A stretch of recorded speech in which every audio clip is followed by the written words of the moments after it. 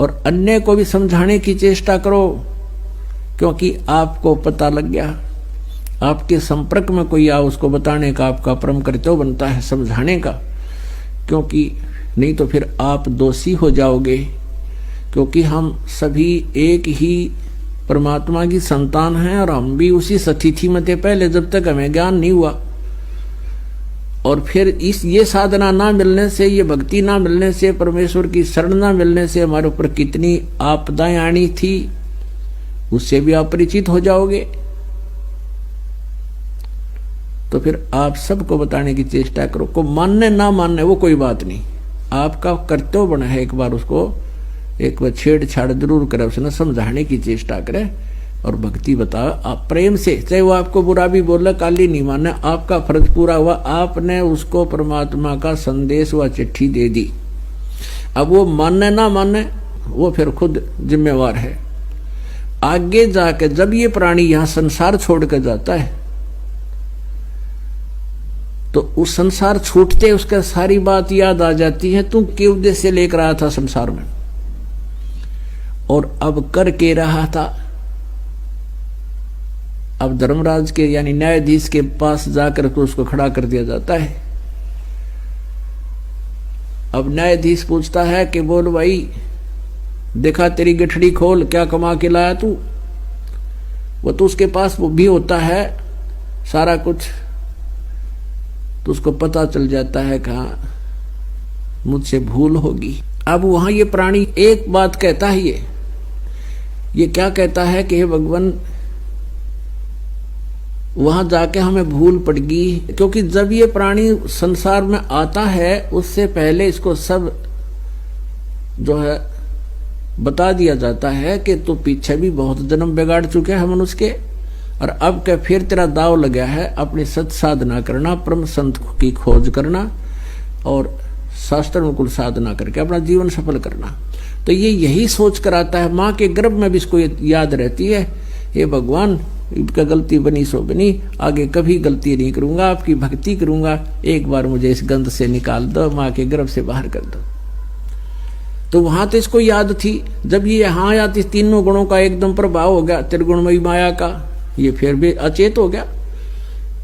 तो इसको नए सिरे से जो जैसी पढ़ाई पढ़ा देता है उसी तरह शुरू कर देता है।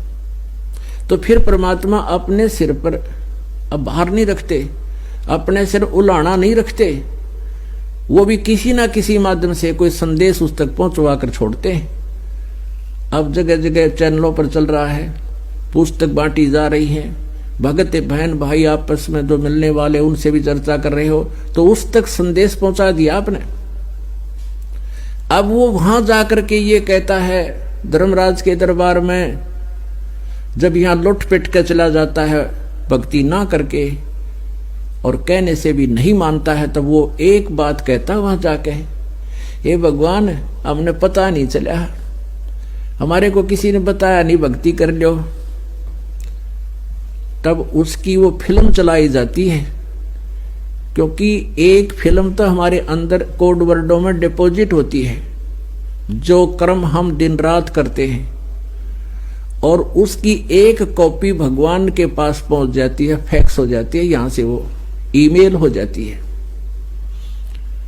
और भगवान के पास वो कॉपी होती है, उसको चला के दिखा देता उसकी सीडी को, अगले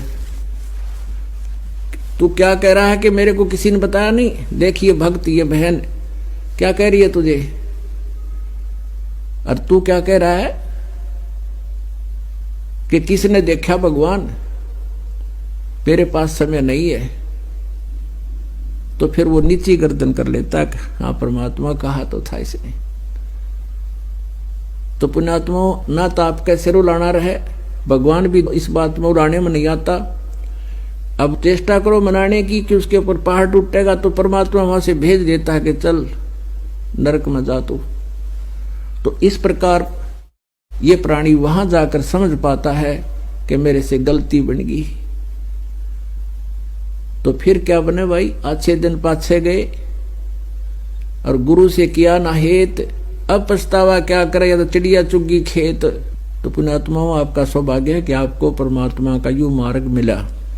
और इस पर खरा उतरना है अपने। ये बातें कहन सुन की नहीं, कर पाड़न की है। अब फिर एक प्रसंग चला था कि सतगुरु शरण में आने से आई टले बला, और जब भाग्य में मृत्यु दंड हो, सूली हो, वह कांटे में टल जाए। पहले मृत्यु दंड दिया करते थे, एक गोल चक्कर सा होता था और उसके बीच में एक सुराख होता था, और उसके ऊपर उस व्यक्ति को बांध दिया जाता था गोल चक्कर के ऊपर, और उसके नीचे सुराख से एक भाला निकलता था बहुत तेज नोक वाला, और उस व्यक्ति को वहां विवश कर दिया जाता था, उस बांध दिया जाता था। और जब तक वो धीरे धीरे उसको छोड़ दिया जाता था, अपने प्रेशर से अपने आप नीचे आता था। व्यक्ति तो हल टहल सकता नहीं था, और वो भाला उसके नीचे से और धीरे धीरे धीरे धीरे सिर में से निकलता था। उसको सूली तोड़ना कहते थे। वो मृत्यु दंड ऐसे दी जाती थी। तो यहां परमात्मा कहते हैं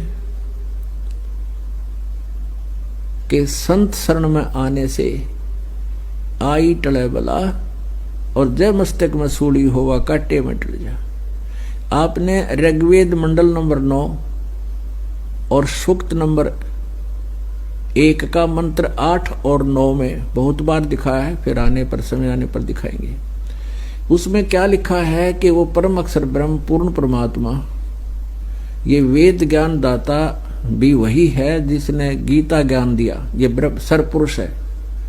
तो सरपुरुष कह रहा है कि वो परमात्मा 3 प्रकार से शरीर धार करके लीला करता है, 3 प्रकार के शरीरों में लीला करता है। एक रूप में तो वो सतलोक में रहता है, ऊपर के लोकों में, तीनों लोक, 4 लोकों में, सतलोक, अलखलोक, अगमलोक और अकैलोक में। वहां तो उस परमात्मा के शरीर की इतनी शोभा है जैसे एक रोमकूप में करोड़ सूर्य मिला दे, करोड़ चंद्रमा, तो भी परमात्मा के एक रोमकूप की रोशनी अधिक है। और वो ट्रिपल रोल करता है, ट्रिपल। और दूसरे प्रकार का शरीर वो धारण करता है जैसे प्रत्येक युग में एक नवजात शिशु का रूप धारण करके, और उसका विधान है कि वो सरोवर के ऊपर वहां पर आकर के प्रकट होता है कमल के फूल पे, और वहां से कोई निसंतान जो पहले से संस्कारी होते हैं, जिन अच्छी आत्माओं को परमात्मा आके मिलता है, जैसा ऋग्वेद मंडल नंबर 9 सूक्त नंबर 86 के मंत्र 26-27 में, ऋग्वेद मंडल नंबर 9 सूक्त नंबर 82 के मंत्र 1, 2, 3 में, और भी अनेक स्थानों पर यही प्रमाण दिया है कि वो परमात्मा गति करके आता, सतलोक से चलकर आता, और वहां से चलकर यहाँ अच्छी आत्माओं को प्राप्त होता है। तो उन अच्छी आत्माओं को मिलता है कमल के फूल शिशु रूप धारण करके, छोटे बालक का, नवजात शिशु का। और फिर वो धीरे धीरे जब बड़ा होता है तो फिर उसी छोटे ही समय से, यानी जब पैरों चलन लग जाता है उसी समय से वो बोलना शुरू कर देता है और अपने ज्ञान का प्रचार शुरू कर देता है। ये तो उसकी दूसरी सतीथि हुई लीला करने की, यानी डबल रोल। अब ट्रिपल रोल कौन सा है कि वो परमात्मा कहीं भी कभी किसी साधु संत के रूप में प्रकट होकर और कुछ समय अतिथि की तरह रुकता है। ये दोनों सतिथि जो सेकंड और थर्ड टाइप की हैं, ये अतिथि रूप की ही होती है उनकी। कुछ समय आते हैं यहाँ पर,